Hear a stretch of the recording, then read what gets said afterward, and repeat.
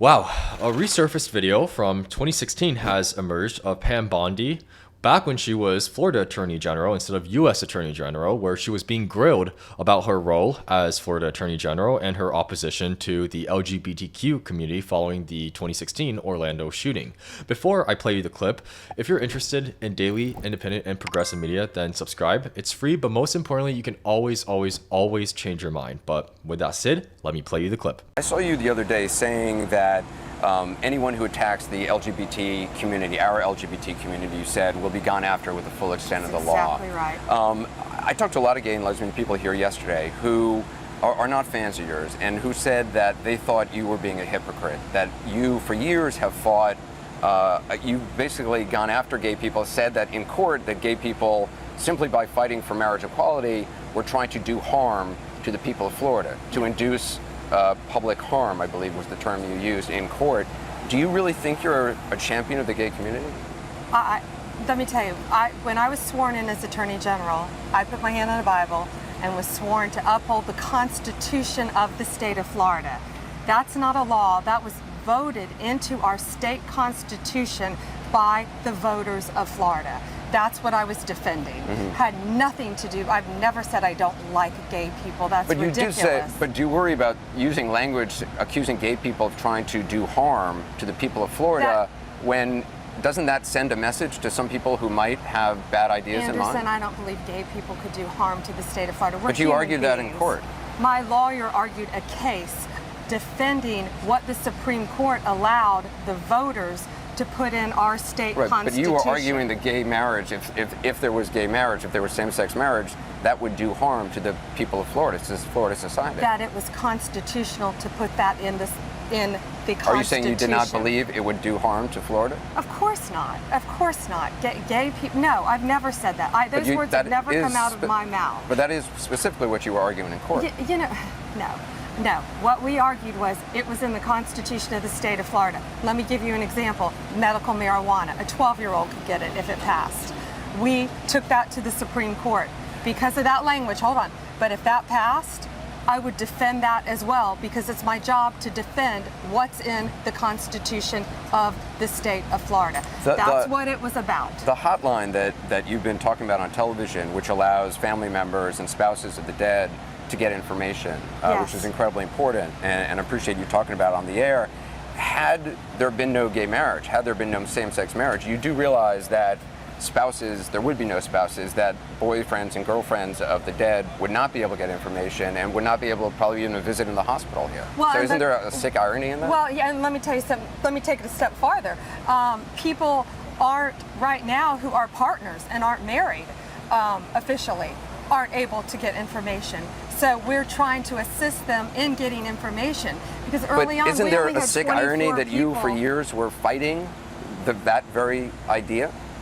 I was defending the Constitution of what over 69% of the voters put in the Constitution. But the federal court said that's not the Constitution, and you continued to fight it. No, that's why we rushed it to get it to the U.S. Supreme Court because we needed before finality. It was the Supreme Court, there was a federal judge, and you continued to fight it after the federal judge ruled. And in fact, you spent hundreds of thousands of dollars of taxpayer money fighting it. We rushed to get it to the Supreme Court. You know what today's about? Human beings. Today's about victims. It's about gay and lesbian victims. It sure is. LGBT victims. I'm just wondering, is it hypocritical to portray yourself as a champion of the gay community when I'm just reflecting what a lot of gay people have told me they don't see you as Anderson, I'm not portraying myself as anything other than trying to help human beings who have lost their lives, who are right behind us right now in hospital beds, who have family members who aren't getting the services they need. This morning, you know what I've been doing?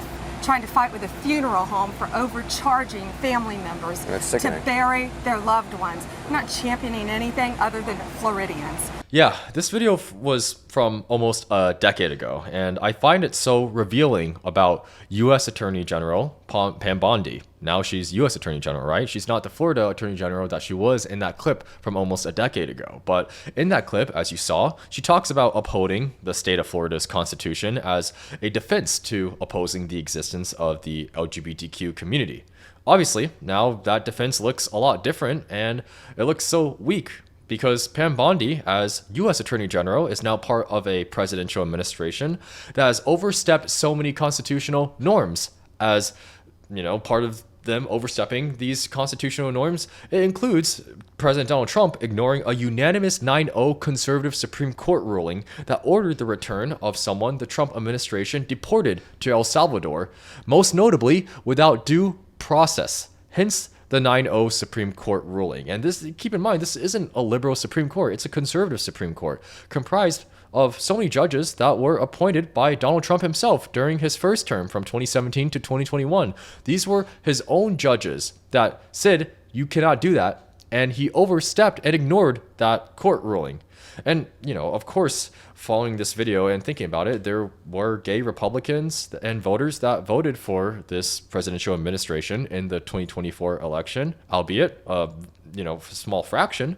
But I wanted to bring this video up because Pam Bondi, as Florida Attorney General in that video, and now as U.S. Attorney General, still carries values of opposing the LGBTQ community. The only difference is now that she is U.S. Attorney General, and it's been years since her statements from 2016, a lot of the curtain that she has had has now unveiled itself. Like, for instance, caring about the Constitution, supposedly, because it was actually never about that, because otherwise she wouldn't work for this presidential administration. And it's clear just by her proximity to this administration, as well as what she has done under this administration, she truly does not care about the US Constitution, and it was just a Trojan horse to harm more people.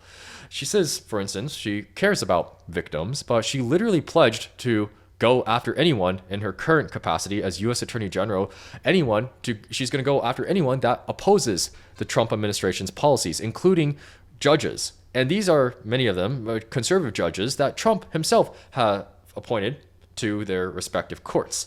But it's a really interesting and fascinating video that we have now of just Pam Bondi that has just resurfaced, and for good reasons, right?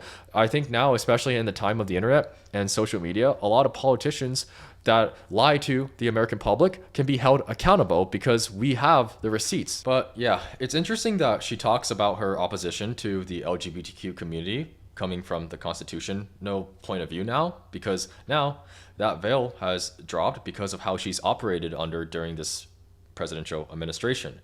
And keep in mind, after Obergefell v. Hodges, the Supreme Court case in 2015 that overturned the constitutional amendments banning same-sex marriage, including in Florida's state constitution in 2015, Florida made it so that afterwards, they made it so that to add any ballot initiative to amend the state constitution, it would require 60% of the vote to pass, not 50% plus one, as in other states. So talk about democracy, because there's been a lot of amendments since where they've reached close to the 60% threshold. So it's clearly a majority of people, and the margins are in the double digits, and they still didn't pass because of this new 60% addition. But anyways, thank you so much for watching. If you made it this far, then comment a blue heart.